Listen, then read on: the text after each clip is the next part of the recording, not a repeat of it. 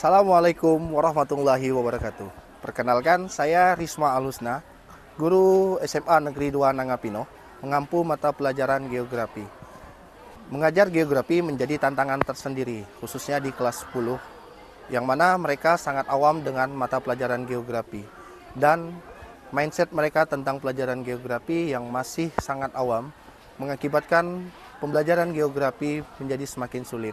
Nah, di sini saya akan mengajak mereka menggunakan atau memanfaatkan penggunaan Google Earth Pro untuk meningkatkan kualitas pembelajaran geografi. Yang mana mindset mereka pembelajaran geografi hanya tentang hafal-hafalan, sekarang kita rubah menjadi sistem kontekstual yang mereka melihat langsung proses kejadian pada permukaan bumi. Ini bukan sekedar kelas yang lesu. Ini adalah data. Di SMA Negeri 2 Nangapino, 80% siswa kelas 10 menemukan pelajaran geografi membosankan. Mengapa? Jawabannya seragam. Terlalu teoritis, pembelajaran terasa jauh, terputus dari dunia nyata mereka. Ambil contoh materi litosfer.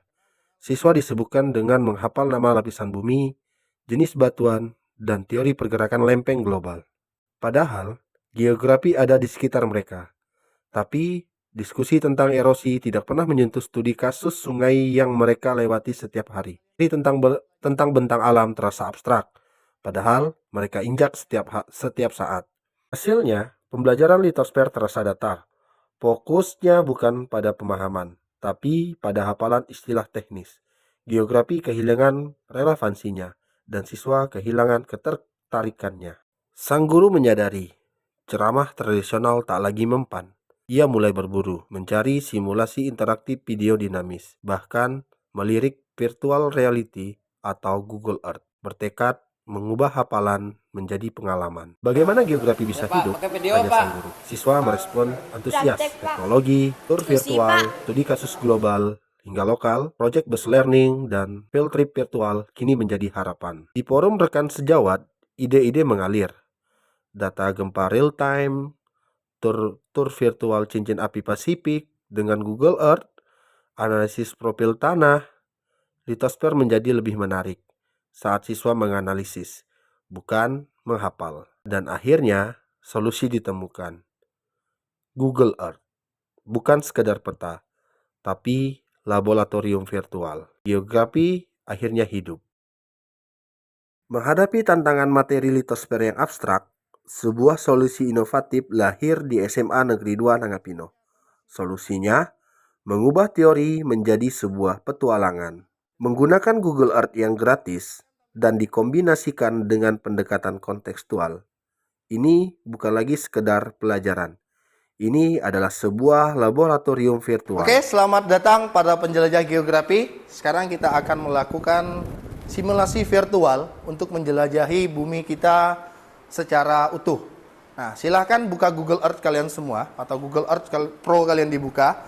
Silahkan kalian klik pada kolom search. Kita akan fokus pada Samudra Pasifik. Silahkan diketik semuanya, fokus pada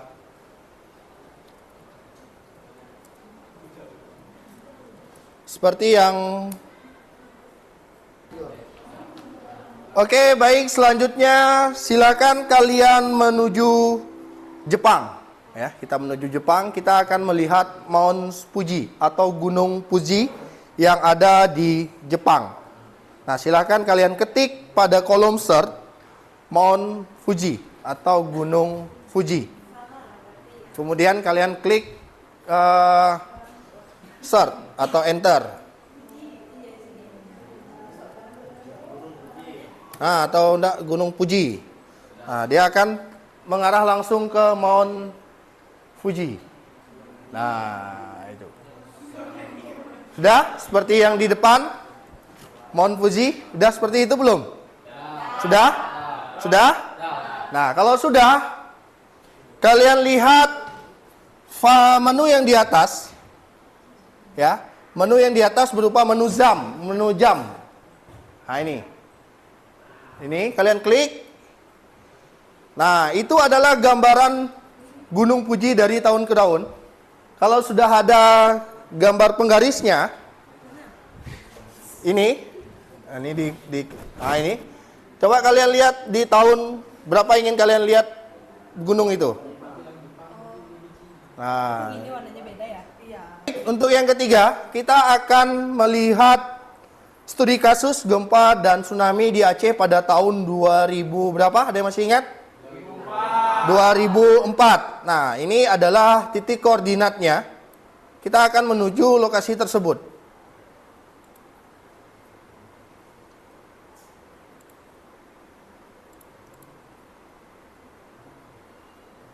Kita akan terbang melintasi samudra, dan inilah titik epicentrum pada tsunami Aceh. Ya. Kemudian kita buat titiknya di sini, place mark, kemudian kita tulis dengan nama epicentrum gempa Aceh 2004. Sebagai tugas akhir, siswa membuat tur Google Earth mereka sendiri. Geografi tak lagi hafalan, tapi penjelajahan. Motivasi dan kualitas pembelajaran pun meningkat. Oke, baiklah teman-teman. Jadi kami dari kelompok 3 di sini akan mempresentasikan tentang studi kasus perubahan iklim di Puncak Jayawijaya. Teman-teman boleh kita langsung menuju ke Puncak Jayawijaya, bisa search langsung. Nah, di sini kita akan melihat waktu atau time skip pada saat tahun 2002. Nah, pada tahun 2002 kita bisa lihat bersama bahwa Puncak Jayawijaya ini memiliki wilayah yang tertutup es itu lumayan luas. Sangat-sangat luas lah. Lalu Kali ini kita akan melihat perbedaan salju yang menutupi Puncak Jayawijaya dari tahun 2012 ke tahun 2025. Bisa dilihat pada monitor, pada gambar. Di sini salju sudah sangat sedikit jika dibandingkan dengan 2002 pada awal adanya penangkapan foto di Google Earth terhadap Puncak Jayawijaya tersebut. Ini disebabkan oleh adanya tadi yang seperti sudah dijelaskan oleh Nabawi, yaitu pemanasan global. Menjelaskan studi kasus tentang letusan Gunung Merapi pada tahun 2010 dan akan dijelaskan oleh saudara Adik. Baik, mari kita lihat kepada gambar di depan. Di situ terlihat ada titik merah, di mana titik merah itu adalah kawah Gunung Merapi, dan di situ terlihat ada aliran laharnya, yang mana lahar tersebut mengarah ke permukiman warga. Pada peristiwa Gunung Merapi yang terjadi di 2010, di situ banyak sekali memakan korban jiwa yang disebabkan oleh aliran lahar yang mengarah ke pemukiman warga. Refleksi awal pembelajaran litosfer dimulai dari sini. Data pretest yang mengecewakan, sebagian besar siswa gagal mencapai ketuntasan minimal. Lalu, sebuah perubahan strategi diterapkan. Fokusnya bukan hanya pada hasil akhir, tapi pada kualitas proses pembelajaran. Penilaian kolaborasi yang mencakup kerjasama, tanggung jawab, dan komunikasi menunjukkan hasil rata-rata kelas berada di kategori baik. Begitu juga keterampilan proses yang diukur melalui observasi dan lembar kerja siswa juga mencapai kategori baik, dengan rata-rata di atas 80 di setiap indikator. Situasi berubah drastis setelah implementasi Google Earth. Antusiasme siswa berdampak linear. Hasil post-test menunjukkan peningkatan yang luar biasa. Lebih detail lagi, grafik nilai individu menunjukkan tren positif yang konsisten. Banyak siswa yang sebelumnya berada di kategori remedial, kini berhasil mencapai kategori baik, hingga sangat baik. Mempelajari menggunakan Google Earth, kami merasa terbantu karena kami dapat mengakses dan melihat hal-hal di bumi yang sebelumnya tidak dapat kami jangkau dengan lebih mudah. Memakai Google Earth ini, kami dapat menyadari bahwa dampak-dampak negatif dari pemanasan global yang selama ini hanya kami dengar saja, bisa kami lihat secara langsung melalui Google Earth. Ini adalah bukti pengalaman visual yang imprensif telah sukses mentransformasi pemahaman abstrak litosfer menjadi pengetahuan yang konkret dan bermakna.